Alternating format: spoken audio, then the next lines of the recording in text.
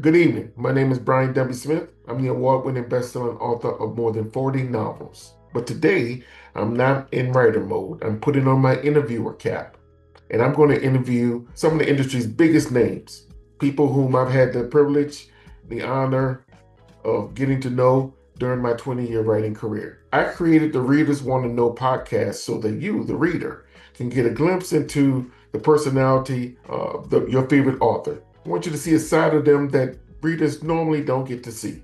So I want you to sit back and enjoy the interview. That's what I want you to do. But first, I need you to do something for me. I need you to take a moment, click the like button. I need you to click the subscribe button. I need you to do it now, right now. I'll give you a couple seconds.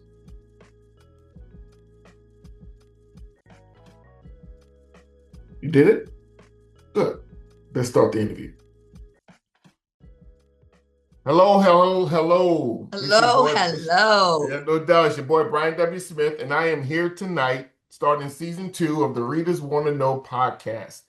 Last season was our first, of course, and we had some great guests from Kimberly Lawson Roby to Victoria Christopher Murray, Mary B. Morrison, you name it, we had it. So I knew that I needed to come back this season, with some real heavy hitters, and I think I have the heaviest hitter in the game tonight. This young lady is an NAACP Image Award winner, New York Times bestselling author, USA Today bestselling author. The woman has sold over 50 million books. She has more than 50 million books in print. And the number that blows me away, she's written over 150 novels. I don't know how she does it, but we're going to find out tonight what her secret sauce is. Ladies and gentlemen, I have with me the incomparable Miss Brenda Jackson. Brenda, welcome to the show. Thank you for inviting me, Brian. I No, appreciate it. no problem. I appreciate you carving a minute out of your time, 20 minutes out of your time. I know you have a very busy and hectic schedule, so I won't hold you.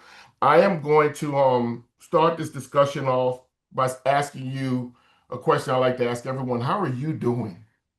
I am fine. Like I told you before we got started, I had a birthday this week, Monday, Okay. Groundhog Day. Okay. And All he right. did see his shadow. So that's 6 more weeks of cold weather. Mm-hmm. Didn't have anything to do with that. All right. But I'm just glad to say that I woke up Monday morning at 73 years old. Whoa. And everybody didn't make it, won't Mm. make it to that age. And I just thank God that I did make it to 73. And That's a blessing. it's a blessing, and I'm taking it as a blessing. Mm-hmm. And I feel good health wise, mentally and physically, especially both. Physically, I'm getting around. Mentally, I'm still getting ideas Mm-hmm. for books. I should Yes. end this year with 100 at the end with 160 novels. So That's I'm good. that's amazing. First of all, let me say you look amazing. Thank you. Thank you. And before we get into your books, I have a couple of questions I've always wondered. I know that prior to writing, you spent some 30 some odd years in corporate America at State Farm, right? I did. I Yeah, sure so did. I wonder, I want to know, was writing always in your post retirement plans, or did life throw you a curveball that sent you this way? Writing was not in my retirement plans years ago. Mm-hmm. Writing was a hobby for me. I Mm-hmm. did it in school. I entertained my classmates with short, little, cute stories. And everybody assumed, all my classmates assumed that I would go to college and become a writer. Mm-hmm. But it's always been my dream to get in corporate America. And I was blessed to get hired by State Farm right out of college. And during that time, they had what you call the tuition aid program. So they paid so much of my college. And then I got married at a year out of high school. So my husband footed the other part of the bill. So Mm-hmm. that was always my desire to get a degree, 4 year Mm-hmm. degree in business administration. So I did that. It's only when I started going to my class reunions And my classmates say, wait, what do you mean you in business?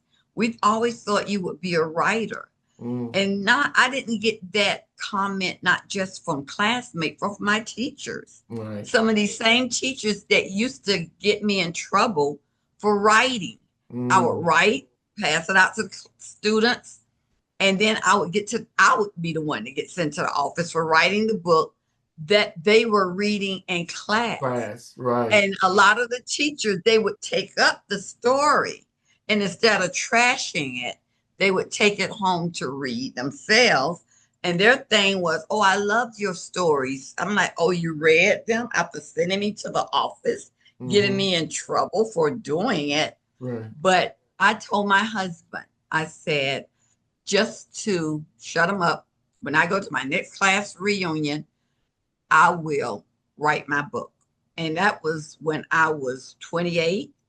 But it took me 10 years later before I actually decided to do it. And I just did it on a dare to see that I still come up with ideas. Right. And I did it. And then BET, well, really Kensington, by the time they bought my first book, I had written 5 of them Mm-hmm. of this family, the Medeiros family. And they say, let's just do the first one. And then we will do it with the option to do the third, the second, the third. And here I am, so many years later. This But is I the still did corporate America. I mean, I let everybody know this is my first job. I'm going to be Miss State Farm. I want to go as right. far as a Black woman could get in corporate America. And I almost reached that pinnacle of Mm-hmm. success. And then something happened. And then someone, a good friend of mine who worked in HR at the time, said, maybe God is telling you that this really isn't your job, Right. that He has something more. He gave you a talent. And Mm-hmm. you're looking at retiring from State Farm in your 60s and 70s until you reach the top. So Mm-hmm. maybe it's time for you to think of doing that. And when she told me that, I had made New York Times, BET had done a movie of one of my books. Mm-hmm. I had made USA Today. I was the first Black woman to make USA Today in romance, the first Black woman to make New York Times in romance. But that didn't faze me. I was still going to still work at State Farm. And then someone, Harlequin, made me an offer I just could not refuse. And that was to retire at 55 and to Mm-hmm. come home and write. And doing that, I could not only retire at 55, my husband could retire as well. And Praise I God. wanted that for him. It's I a couldn't beautiful do it thing. without bringing him with me. So that's Mm-hmm. what I did. You guys, you guys are what they call these days relationship goals. Yes, Yeah, yes, facts. definitely. You And know, I'm glad I did that. I one of the things that I find impressive about you, everyone can see your success as a writer, but Mhm, I believe that people are often as layered as the characters they write, right? mhm. And one of the things that I found interesting and a breath of fresh air about you is that with all your success, you didn't forget where you came from. So I wanted to Right. ask you, what was your thought process and how does it feel knowing that you have these scholarships that you've created that are helping Mhm. youngsters today achieve their goals? I mean, that has to be in many ways just as gratifying as making someone's bestseller list. It is because putting making extra money when I was writing, because I made good money in corporate America. Mm-hmm. And so I would tell my publisher, it's good for me to write with you all, but I know from State Farm, I'm getting a paycheck every 2 weeks, regardless of whether somebody like my book or not. Right. Okay. It's not Mm-hmm. dependent on my fans. Right. I love my readers, but at that time, again, I was Miss State Farm. Mm-hmm. And I wanted to, my sons were both in college and they both were going to Ivy League colleges. So I was able to do that with them. One went to Columbia in New York, the Right. other one went to Cornell. All right. And all they had to do is pick up a phone and call me and my husband, and whatever they needed, we had it. So my thing was, what about the kids that don't have that luxury? They Facts. can't pick up a phone and call their parents, or they can't even go to any schools beyond high school. Right. So that's when my husband and I jointly decided to set up scholarships. Use some of, and I call it lifting while climbing. I'm Right. climbing, whether it's the corporate ladder or the literary ladder, that I want to lift not only others up that like the profession of writing, but also young people. I was able to have a dream of getting in corporate America, which I did Right. because I went to college and everything. So the more, when I got my degree, State Farm promoted me to different positions. But first getting there, and that's what's important to me. Right. So I started a scholarship under my grandmother, the Josephine Streeter Just Threat Foundation. right. And then I've set up several other scholarships. And then I'm a Delta, part of Delta I saw Sigma that. Theta sorority. So I have scholarships under them as well. And again, that's just who I am. I believe in giving back to the And you and community, to mhm. others. Yeah. And you have to Yeah. me. Um, I just wanted to give you your flowers. People get caught up in all of the accolades and the books that you write, and understandably so. But I believe that the true um, test of one's character is how they treat people who can't help them. Right. Right. And the fact that you are giving out, reaching out, extending a hand to people who, quite frankly, they can't do anything for you that you can't do for yourself, That's but you can true. do a lot for them that they can't do for themselves. Right. That And is and so true. and It's so true. that's the way I see that. I let me pivot real quick. Um, I have written 42 novels. Congratulations. Thank you, in my 20 years. And I know how challenging it is to continuously come up with creative ideas and to stay mentally engaged. I have got to know, what is your secret sauce for remaining creative and staying mentally engaged after 150 books? Because I love the topic I write about. Hmm. I write about romance. And under romance, you have romantic suspense, romantic intrigue. You have different layers of romance: sweet romance, spicy romance, steamy romance. I believe in romance because I was blessed to have met my husband, my future husband, who was my future husband at the time, when I was just 14 and he was 16. Hmm. So I went through the dating process, even though he said, I'm not going to marry you. And I'm like, oh, yes, you are. Yes, you are. I could kind of see us being together one, day. And, so I went through all of that. We were different people. I was the one that never met a stranger, where he was very reserved. So I know how it is for opposites to attract. Well, So, they balance out, right? They but they balance. balance out. I Hmm. don't want, I didn't want anyone like me, because if Hmm. both of us are out there, whatever. I need Right, someone to pull me in, right. and I need someone that I could pull on out. So I believe in my subject matter. Hmm. Even doing I think my book came out in 95.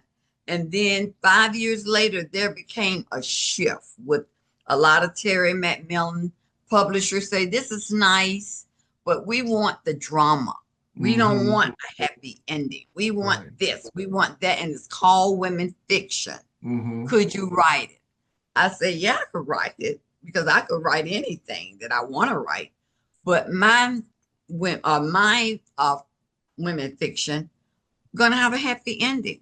I'm gonna Right. give you all the drama you want, because in my mind, two people can work out anything and they can have a happy ending.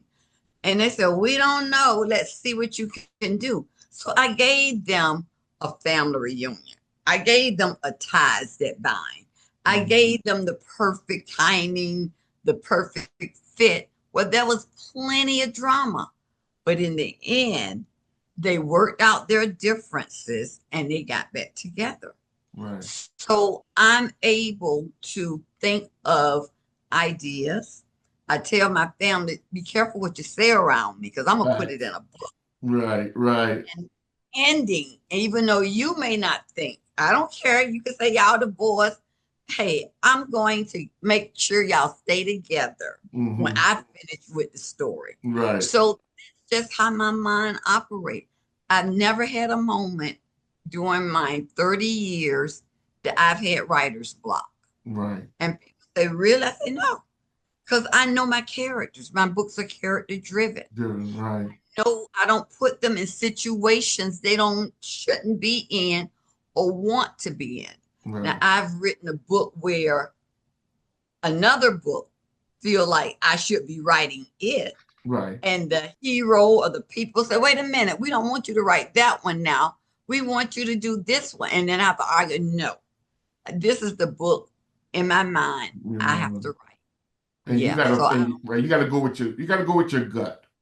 I have to go with my guts. Even though my Mm-hmm. readers may say, oh, we were wanting this book.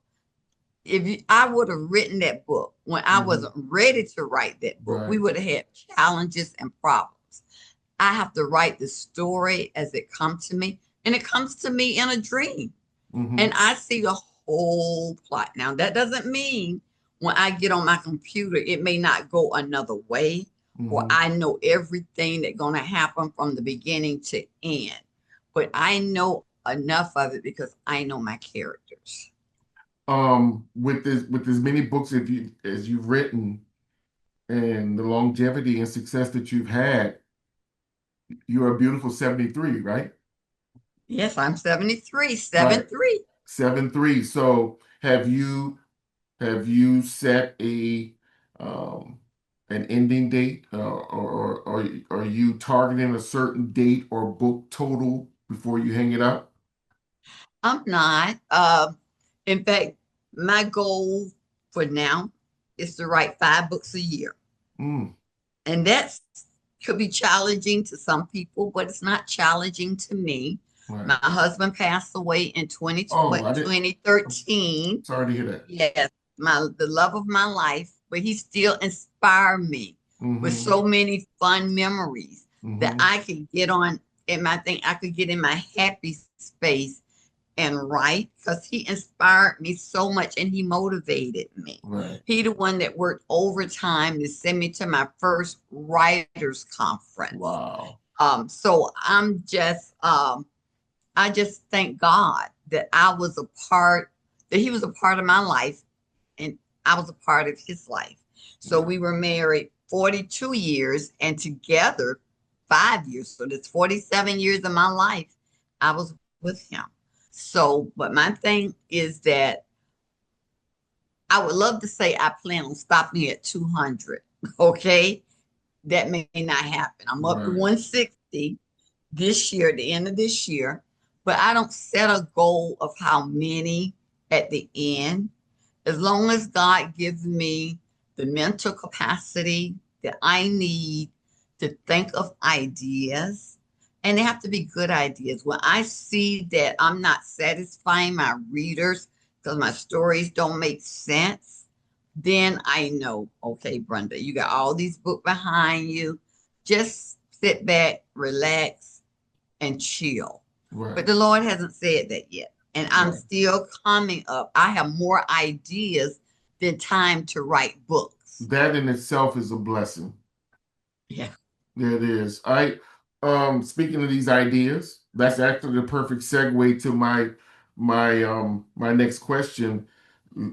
Give us a window, a peek into your next idea. What's going on? What you got coming? Oh gosh, I'm introducing a new series, the Defender series, and it's based on the Grangers. You know, the Grangers was a 4 book series. It started out 3 books, and Passion Flick made all 3 of those books in the movies. They're Mm, on Amazon Prime and they are on Tubi and I think on Roku. hmm So the Granger brothers, and it's a murder mystery.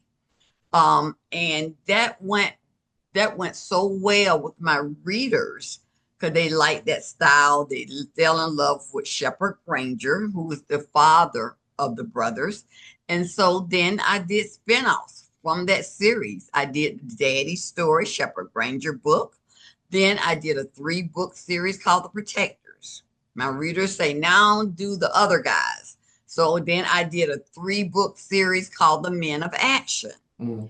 And that one is still hot with the men because it's really, in fact, the book got a gun on the cover. You would not think, and men picked it up not thinking it was a romance novel because it's about 2 detectives. And they say, you had a lot, you balanced out the action and the romance, and we enjoyed it. So I did that 3-book series. And now I'm doing the third about 3 attorneys. But what's unique about these 3 attorneys, and they're the defenders, not only do they prove their clients innocent, they find the guilty party. That's why I just love Perry Mason. You may be too young. You love Perry Mason too? I am a Perry Mason and Columbo junkie. Bella. Oh yeah, Columbo. I love it. I love how they put puzzles and pieces together. And if you know Perry Mason, because he had Paul Drake. That's right. That Paul Drake is detective on his payroll. Paul, I mean, not only did Paul basically help him win the case with his client, in the end, you knew who the murderer was. So that's what I want to do with these defenders. Okay, They're defenders of justice. I like that. So yeah. So my first book will come out in September of this year. Book 1 in September. Well, yeah, they're going to be lined up for that, especially after that description. I'm going to be lined up for that. Thank you. This is exciting. This is exciting to see another branch on the tree start to develop. You know what I'm saying? Right. Yeah, I like that. Yeah. We're at that point in the show where I pull out my nosy wheel. So I'm going to share my screen, and I'm going to spin this wheel 3 times, and the questions are random, and I'm curious to see or hear what your answer is. So let me pull up my screen here. Let me know when you can see it. Okay, I don't see it yet.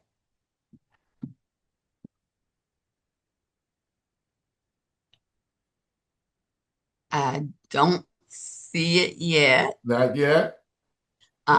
It's coming up. It's coming up. Let's see.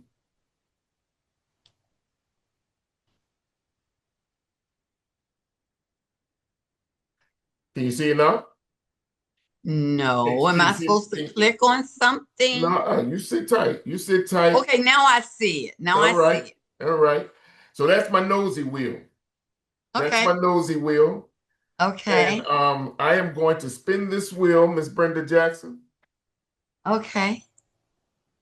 And sometimes it's a little glitchy because of the internet connection, but it should be spinning. It's probably not spinning as fast as it does on my end. But let's see where it lands. If you were stranded on an island, readers want to know which book by another author could you read over and over? Night Song by Beverly Jenkins. Okay, all right. Night Song by Beverly Jenkins. What is it about that book that you gravitate to? Oh gosh. You mean about the book from the beginning, the guy on the cover, the story, the history of the story about the Buffalo Soldiers. And it was just a well-written book. It was Beverly Jenkins' first book. And I was not even an author when I bought it. And I just fell in love with it. And I've read that book so many times. And every so often this week, I will pull it off my shelf up there. It's always close to me. And I would read certain parts of the book between Chase, Jefferson, and Carol. So yeah, I love that story. And I would take it anywhere. That, and if I had a second in my book bag, I would get Shayna by Kathleen Widowitz. Both of those Okay. historicals, even though I don't write historicals, both of those are historicals. Yeah. Right. Okay. They yeah, okay. I hope you all are writing this down. It's coming from the master. This is the master's go-to books. I'm gonna spin this wheel again Okay. and let's see what pops up. All right. Let's see. Readers want to know what four authors are on your literary Mount Rushmore? What four authors are on my literary Mount Rushmore? Okay, that means that on my top of my list to Those read. four people, if you had to put four people's faces on that mountain, four writers. Oh gosh. Who, I mean, okay, I will go romance authors. Beverly Jenkins. Beverly Jenkins, I would put Nora Roberts. She is the queen. Nora Roberts. She's the queen of Mm, romance. Oh gosh. Zora. I would do Zora. Neil Hurston. Okay. Yep, I would do Zora. And I think the last one, because I love doing quick reads a lot, and I'm trying to get into new authors. Mm-hmm. And this author is not really new, but she is an author who books I've been reading a lot lately because I've met her a few years ago, and that's Sharon Cooper's book. I Okay. enjoy her books Okay. because she writes family books like I do, and I Gotcha. love family books. Yes. All right. Well, this is the last question of the evening. To spin this wheel one Okay. last time, and let's see what we come up with here. Miss Brenda Jackson, when was the last time you cut someone out? Oh, Jesus. What? mm, mm. You mean to their face on the television or Look, it doesn't have to be to their face, but somebody triggered you so much that you just, at least for a moment, lost it. When was the okay, last time that happened? Let me today? say this, because you're so cool, calm, and collected. You're so popular. Even the great Brenda Jackson has to have someone that triggered you. Oh yeah, definitely. I don't want to give their name. No, no, no. All We're I'm not at the going to names. say is today. And today is Friday, February the what, 6th? Yeah, And yeah, I got triggered this morning. I was not expecting that answer. Not today. And Not look, today. and look, but you know what? The fact that you showed up the way you have today, bubbling with personality, is just another example of your resilience and your ability to let the small stuff ride off your shoulders. I let it ride off because I feel that God is in control of everything and I trust in him. That does not mean that I don't speak up for myself or I don't expect other people to speak up for themselves. Mm-hmm. But I believe in a higher being. Yeah. And I believe everything in its due time will be exposed the way the Lord wants it to be exposed. And I'm seeing it happen. So, Facts. yeah. Brenda, I really admire you. It Thank is a lot of times people, especially very successful people, their personalities don't match their level of success. Your you. personality exceeds your level of success. Thank And you, I just, Brian. I have so enjoyed today's discussion.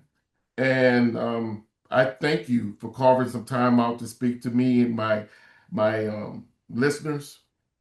This has been a pleasure for me and an honor. Thank you so very It's much. been a pleasure for me. And I just want to thank you. I want to thank your listeners and tell them I do have 5 new books coming out That's right. this Go year. get those books. Yes, I have one coming out next month, Masters of the Game, Cobra. If you like sexy books, these are going to be some of the sexiest. That's going to be one of my sexiest yet. Mm-hmm. And then I'm gonna have books that got a lot of action in it for the men. I'm gonna have Man. two action-packed books out this year. You have to serve our romance up with some side dishes that'll get us in. Yep, yep. And I love it. I love Okay. it. Thanks again for coming on. I really Thank appreciate you you. This has for been and great. thanks for having me. No doubt. No, ladies and gentlemen, that was the incomparable Brenda Jackson. Please make sure you like this interview, share it with your friends and family, all the Brenda Jackson fans. Oh, let me say this before I let you go, because she's going to kill me if I don't say it. My baby sister, she's a principal in Houston. She is your number one fan. And when I told Oh, her I was going to be interviewing you, first of all, she yelled at me and told me I wasn't telling the truth. But of course, she's going to see this interview. And she has loved you since high school, and she's 50 years old oh, now. But um, you have a fan. You have a fan in my baby sister. I had to get that on film so that she will know. She told me I'd better shout her out and to let you know in front of the world that her number one fan is Gwendolyn. so hi, Gwen. Thank you for being my She's gonna love number this. one She's gonna love this. fan. Thank you so very much, ladies and gentlemen. That was Miss Brenda Jackson. I appreciate you all tuning in tonight. Until we meet again, stay safe and keep reading. Thank you. Bye bye. Well, there you have it, folks. I hope you enjoyed the interview. Tune in next time when I give you a behind the scenes sort of glimpse into the personality of another one of your favorite authors. Until we meet again, I want you to be safe and keep reading.